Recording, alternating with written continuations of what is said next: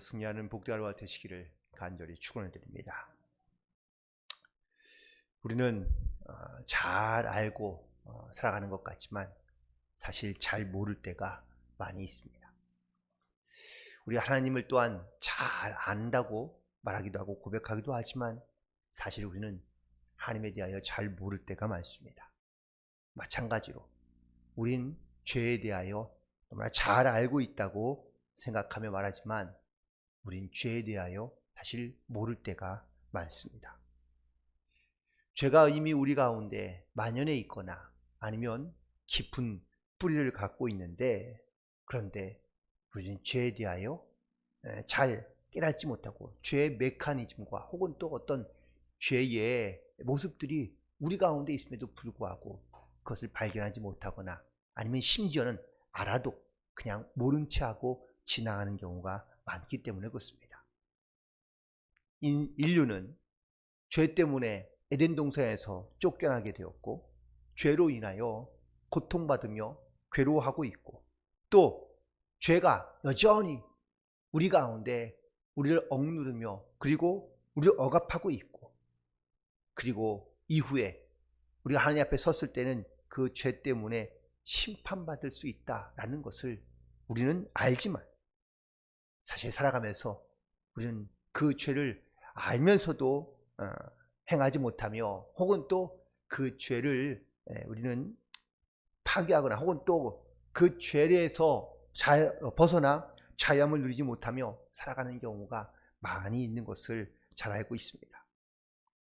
오늘 본문에 있는 말씀은 다윗이 죄를 짓고 있는 그러한 모습과 그리고 또 그 과정을 말씀해 주고 있는데, 죄의 시작으로부터 죄의 결과에 이르기까지 오늘 말씀의 가장 핵심적인 부분은 어떤 이런 다윗의 죄의 과정과 어떤 죄의 결말보다는 사실 오늘 마지막 말씀처럼 하나님께서 보시고 계시고 아시고 계시는 그러한 믿음의 고백과 또한 죄에 대한 우리의 모습이 어떠한 것인지를 깨닫고, 그리고 오늘 주신 하나님의 말씀을 통하여 혹시 내 안에 있는 죄를 깨닫고 혹은 또 회개하며 나아갈 수 있는 믿음의 결단이 있게 되기를 간절히 소망합니다.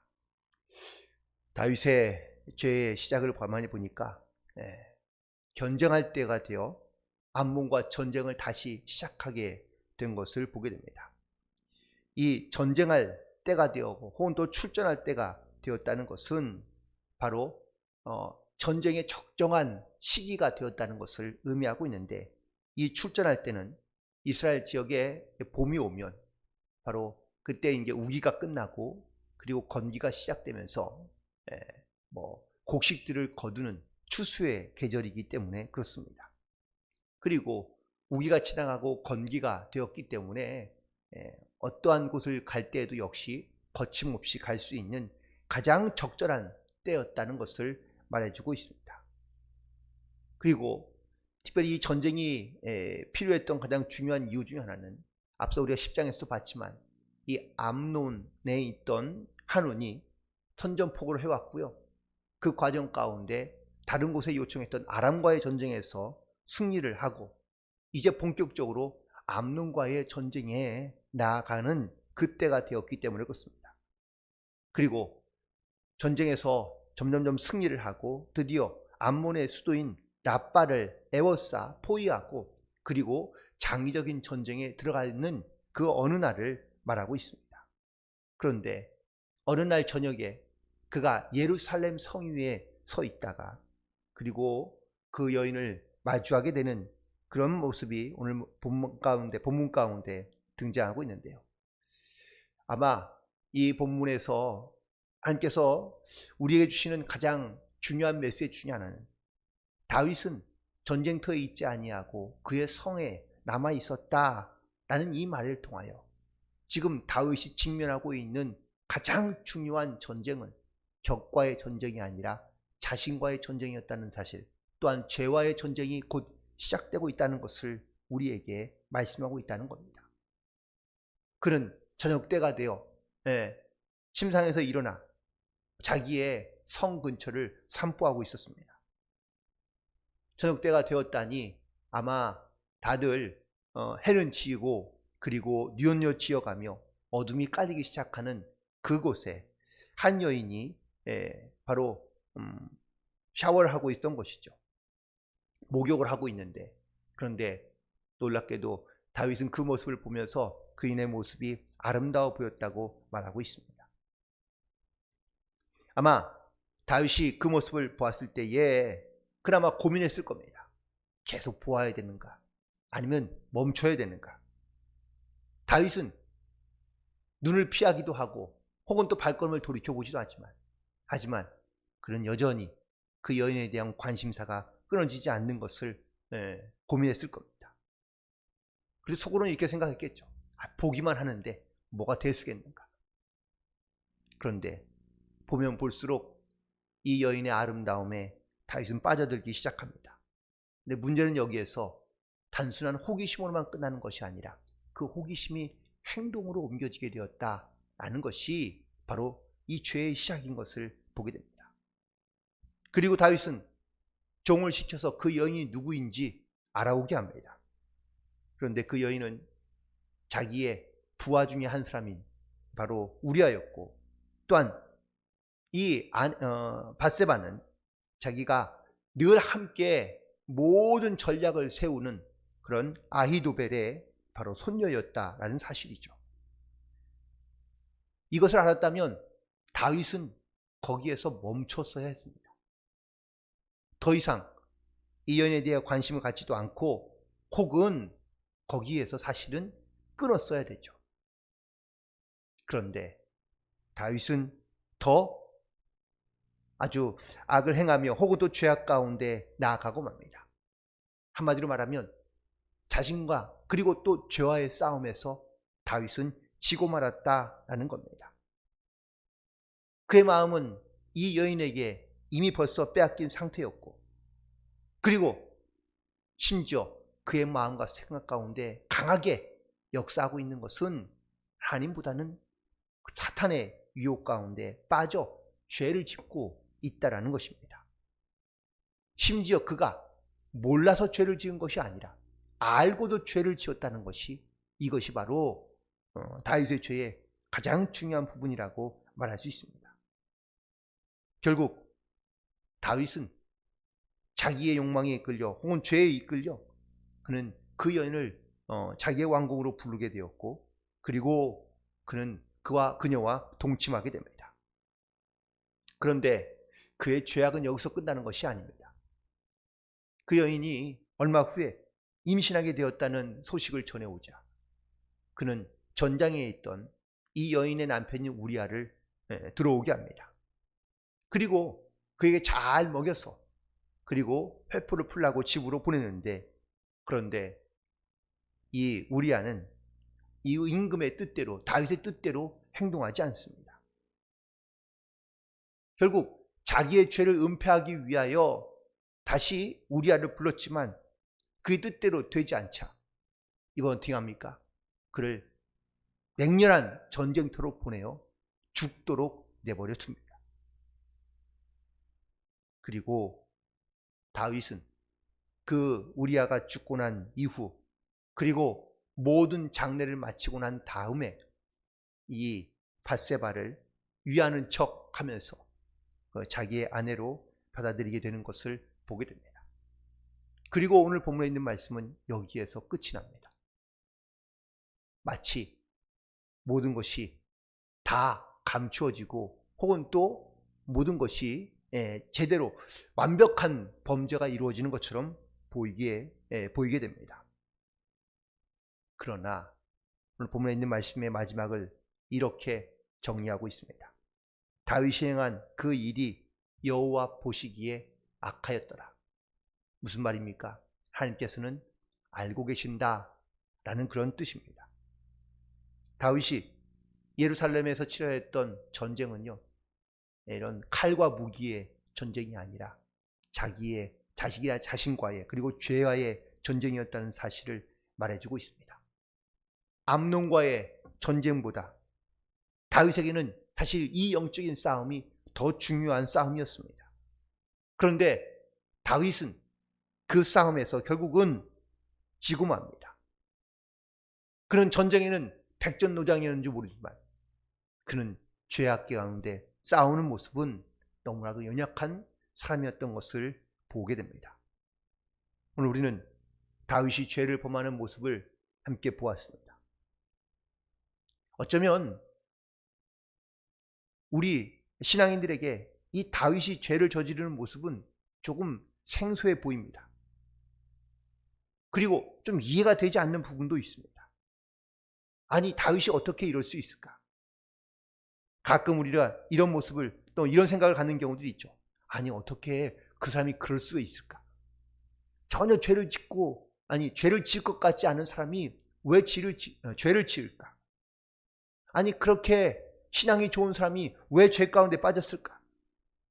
라고 이렇게 생각하는 경우들이 많이 있는데, 그런데 바로 이것이 우리의 모습이고 인간의 모습이라는 겁니다.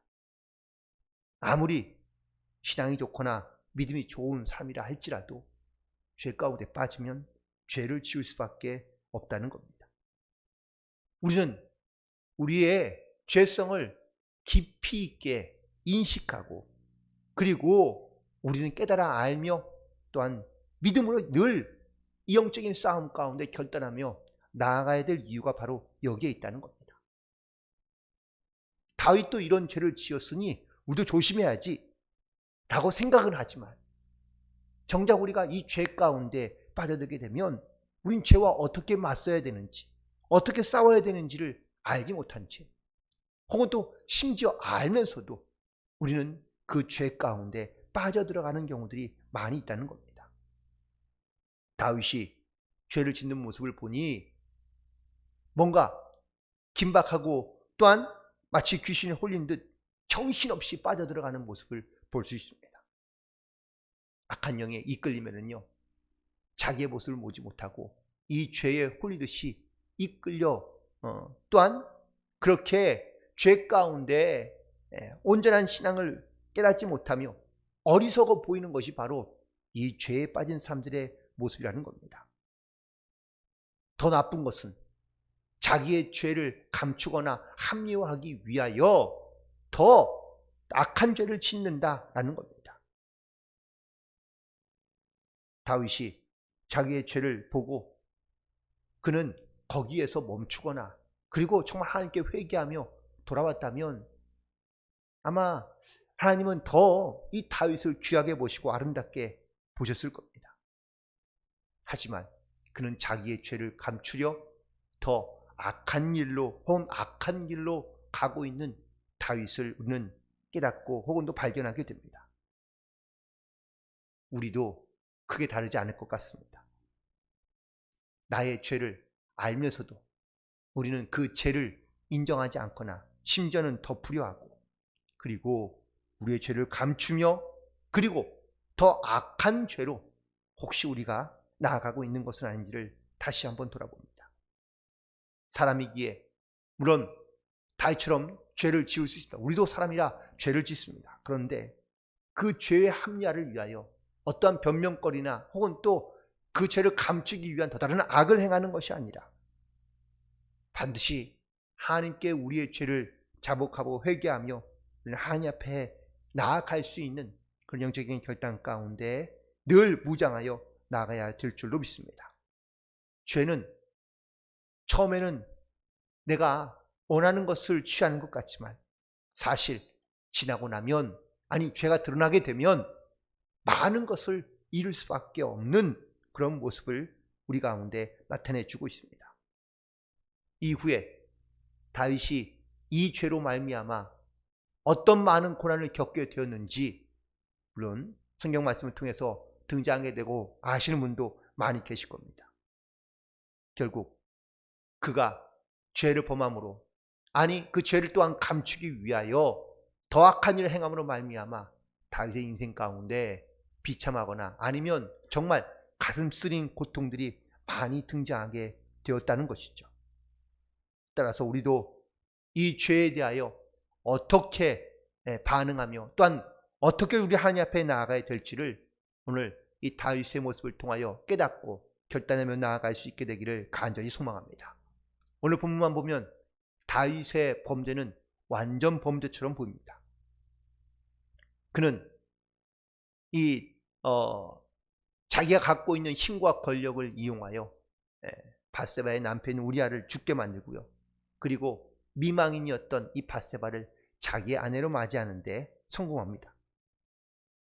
물론 이 과정 가운데 아주 극비리에 몇몇 사람만 아는 비밀이지만 다윗은 아무도 모르게 이 일을 잘 처리한 듯 보이고 완전한 범죄처럼 보이게 됩니다.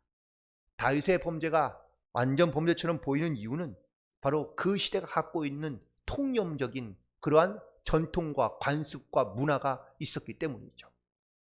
그것은 바로 사망한 미망인을 어떤 사람이 혹은 또 주인이 그를 대신하여 그를 거두어 줄 수 있는 이 사회적인 통념이 있던 시대였기 때문에 그렇습니다.